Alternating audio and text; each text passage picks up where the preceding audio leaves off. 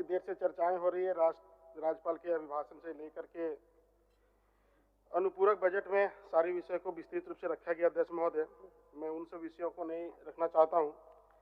बस अभी जो ज्वलंत विषय राज्य के अंदर है, जो सभी माननीय सदस्यों का गंभीरता से जिन्होंने चर्चा किया, आज मैया सम्मान योजना के तहत सरकार सोच रही है कि मैं सत्ता में आया। मैं बधाई देता हूं सरकार को, हेमंत सरकार पार्ट 2 को, कि आप बहुमत के साथ इस सदन में हैं। और जो वादे किए गए अध्यक्ष महोदय, ये वादे इनके 19 और 2024 की अगर बात करें तो दोनों में कोई भी अंतर नहीं है अध्यक्ष महोदय। ये मैनिफेस्टो है 19 का, ये झारखंड मुक्ति मोर्चा का मैनिफेस्टो अध्यक्ष महोदय, ये है 24 का मैनिफेस्टो। निश्चित रूप से 19 का मैनिफेस्टो को छोटा करके उन्होंने 24 में पेश किया, और 24 में जो राज्यपाल का अभिभाषण हुआ निश्चित रूप से छोटा हुआ, लेकिन उसमें जो विसंगतियां हैं, उसमें जो अभी से विसंगतियां हैं, राज्यपाल के अभिभाषण में बताया गया कि हर एक महिलाओं को हम मैया सम्मान योजना देंगे। इनका चिट्ठी जो बता रहे भिन्नता आपको स्पष्ट दिख रहा है अध्यक्ष महोदय। इन्होंने 19 में भी जो कहा था कि मैं हर एक युवाओं को नौकरी दूंगा, और हर एक युवा को जिसको नौकरी नहीं दे पाएंगे हम उनको अध्यक्ष महोदय पेंशन देंगे, 5,000 रुपये और 7,500 रुपये ये प्रोत्साहन राशि देंगे अध्यक्ष महोदय। आज उनका क्या हुआ, इसमें आज कोई भी उल्लेख नहीं है अध्यक्ष महोदय। आज इन्होंने फिर से कहा है कि मैं स्थानीय नीति बनाऊंगा, मैं नियोजन नीति बनाऊंगा और मैं रोजगार दूंगा अध्यक्ष महोदय। 19 का भी मैनिफेस्टो में था, 24 का भी मैनिफेस्टो में था, रिक्त पदों को भरे जाएंगे अध्यक्ष महोदय।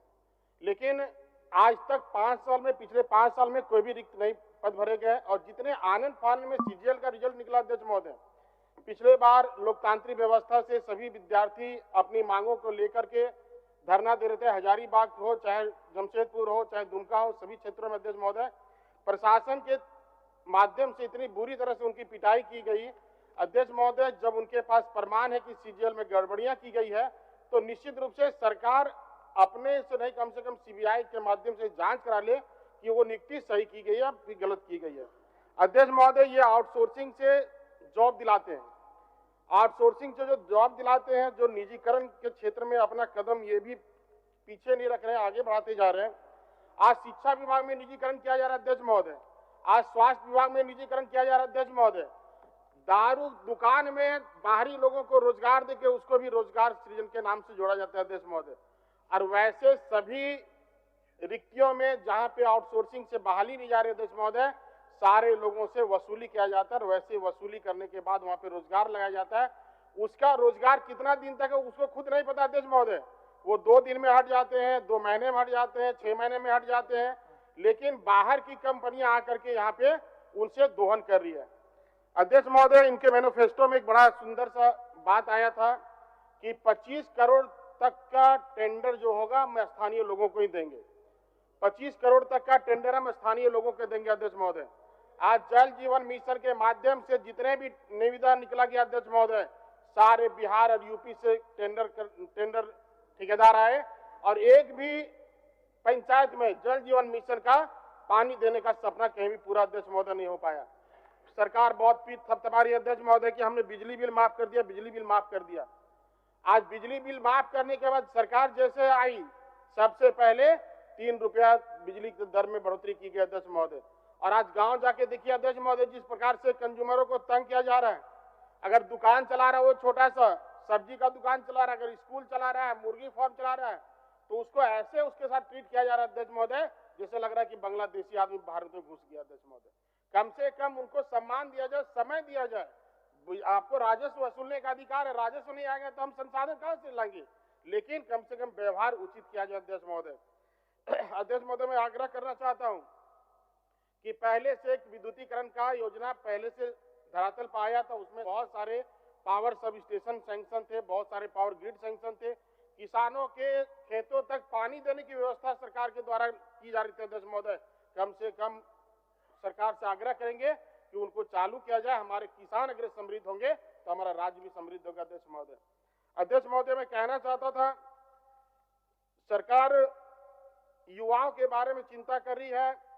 सभी जगह पे नशा मुक्ति केंद्र खोलने का भी प्रयास किया जा रहा है, इनके मैनिफेस्टो में कहा गया। अध्यक्ष महोदय, मैं कहना चाह रहा हूं कि चतरा के माध्यम से, हजारीबाग के माध्यम से रांची में जिस प्रकार से ड्राई नशा का उद्योग फैलाया जा रहा है अध्यक्ष महोदय, चाहे अफीम के रूप में हो, चाहे चरस के मामले में हो, चाहे ब्राउन शुगर के मामले में अध्यक्ष महोदय, आज हम लोग के क्षेत्र जाके देखिए, हजारीबाग, रांची, चतरा जाके देखिए अध्यक्ष महोदय, गांव-गांव में ऐसा नशा फैल गया। इनके प्रशासन दिन भर सिर्फ बालू के घाट पे अपनी गाड़ी को खड़ा करके रखते हैं अध्यक्ष महोदय, और आज दिन वहां पे मर्डर हो रहे, क्राइम हो रहे, कोई इसको देखने वाला अध्यक्ष महोदय नहीं है। अध्यक्ष महोदय, मेरा आग्रह होगा सरकार, मान्य सदस्य कि हजारीबाग जिला, चतरा जिला के जंगली क्षेत्र में, खासकर चौपारण इलाके में और चतरा जिला के जंगली इलाके में अफीम की खेती हो रही महोदय। मैं आपके माध्यम से सरकार का ध्यान आकृष्ट करता हूं महोदय कि उस पर कार्रवाई होनी चाहिए, फसल नष्ट होने चाहिए और उन सबों पर कार्रवाई होनी चाहिए, मैं मांग करता हूं महोदय। अब समाप्त महोदय, सरकार का घोषणा है कि मैं प्रखंड स्तर पे पॉलिटेक्निक कॉलेज और डिग्री कॉलेज खोलूंगा। मैं सिर्फ सरकार का ध्यान आकृष्ट करना चाहता हूं अध्यक्ष महोदय आपके माध्यम से कि अभी 81 डिग्री कॉलेज और 81 पॉलिटेक्निक कॉलेज हमारे राज्य में खुले हुए हैं। बिल्डिंग बन करके तैयार है, बिल्डिंग धंसने के कगार पे अध्यक्ष महोदय, कम से कम जो पुराने हमारे संरचना तैयार है उसको प्रारंभ किया जाए, अविलंब प्रारंभ किया जाए अध्यक्ष महोदय, ये मैं आग्रह करना चाहता हूँ। चलिए अध्यक्ष महोदय, आज एक छोटा सा मैं विषय बताता हूँ। राशन कार्ड में किसी का अगर घर में कोई आदमी बीमार हो गया हो और उसका नाम जोड़ना है तो किसी को भी इतना पावर नहीं है 81 विधायक को कि उसका नाम उसमें जोड़ा जा सके।